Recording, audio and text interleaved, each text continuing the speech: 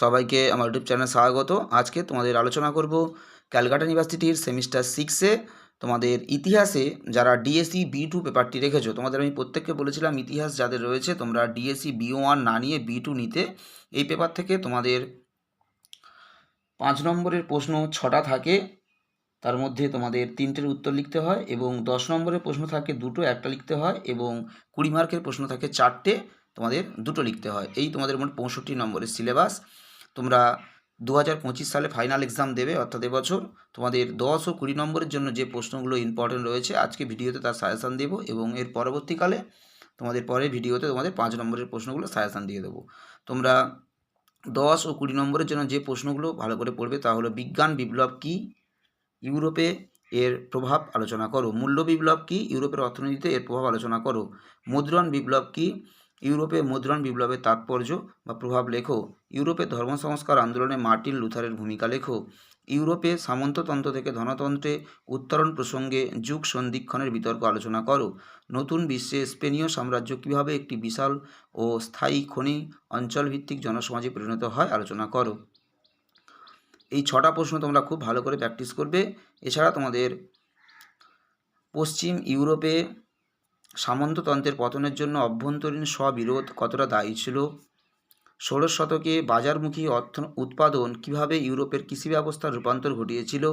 কেন ইতালিতে সাধারণভাবে এবং ফ্লোরেন্সে বিশেষভাবে নবজাগরণ শুরু হয়েছিল, অর্থাৎ ইউরোপের নবজাগরণে ফ্লোরেন্সের অবদান। এই প্রশ্নটা এবছর খুবই ইম্পর্টেন্ট রয়েছে।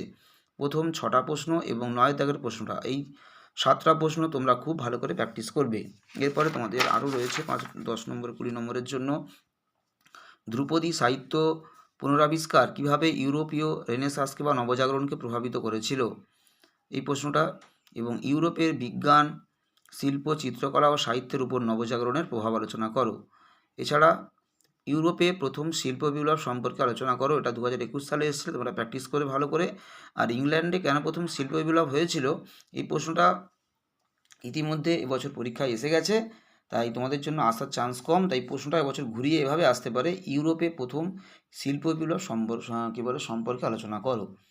ওই প্রশ্নের উত্তর লিখতে গেলে তোমাদের এটাও তোমাদের ভালো মতো পড়তে হবে, ইংল্যান্ডে প্রথম কেন শিল্প বিপ্লব হয়। দুটো প্রশ্নের উত্তর প্রায় একই উত্তর, ইউরোপের মধ্যেই ইংল্যান্ড অবস্থিত, সুতরাং যে কোনো একটা পড়লেই তোমরা পারবে দুটো প্রশ্নই। এই প্রশ্নগুলো তোমরা ভালো করে স্টাডি করো। এই প্রশ্নের অনেক উত্তর ইতিমধ্যে চ্যানেলে আপলোড করা রয়েছে, তোমরা প্লে লিস্টে গিয়ে সেমিস্টার 6 ক্লিক করবে, সেখানেই তোমরা ভিডিওগুলো চেক করবে, সেখানে তোমরা দেখতে পাবে তোমাদের যে 12টা প্রশ্ন দিলাম এর মধ্যে অনেক প্রশ্নের উত্তর ইতিমধ্যে চ্যানেলে আপলোড করা রয়েছে, এবং যে প্রশ্নের উত্তরগুলো আপলোড করা নেই সেগুলো আমি এক এক করে আপলোড করব। তোমরা কন্টিনিউ চ্যানেলটা ফলো রাখবে, তাহলে তোমরা পেয়ে যাবে। এবং যারা এইসব নোটসের PDF পেতে চাও তারা আমার সাথে তোমরা হোয়াটসঅ্যাপ কিংবা কন্ট্যাক্ট করতে পারো। 9775650572 এটা আমার কন্ট্যাক্ট নম্বর বা হোয়াটসঅ্যাপ নম্বর। তোমরা সীমিত মূল্যে নোটসের PDF পেতে পারো।